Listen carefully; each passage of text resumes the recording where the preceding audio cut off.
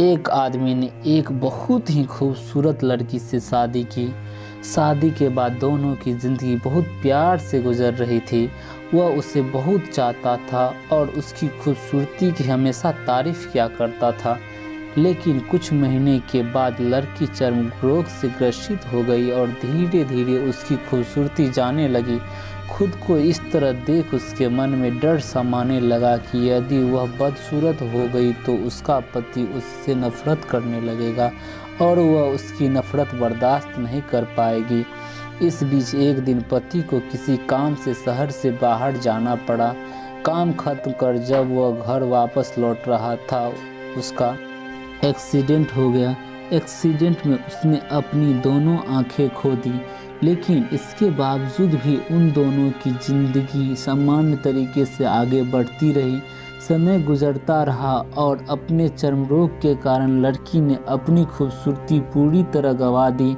वह बदसूरत हो गई, लेकिन अंधे पति को इस बारे में कुछ भी पता नहीं था, इसलिए इसका उनके खुशहाल वैवाहिक जीवन पर कोई प्रभाव नहीं पड़ा।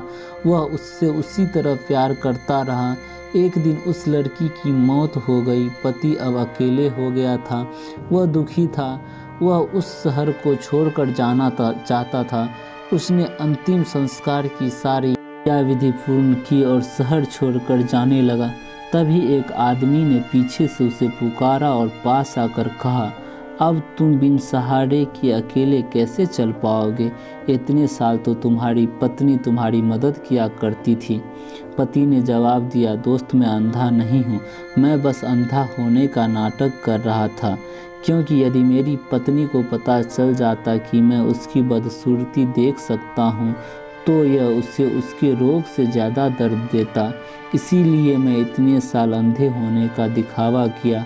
वह बहुत अच्छी पत्नी थी, मैं बस उसे खुश रखना चाहता था। सीख, खुश रहने के लिए हमें भी एक दूसरे की कमियों के प्रति आंखें बंद कर लेनी चाहिए और उन कमियों को नज़रअंदाज कर देना चाहिए। कैसी लगी कहानी, हमें आप अपने कमेंट के माध्यम से बता सकते हैं। ऐसे ही मज़ेदार और दर्द भरी कहानी सुनने के लिए हमारे चैनल को सब्सक्राइब और लाइक करें। धन्यवाद।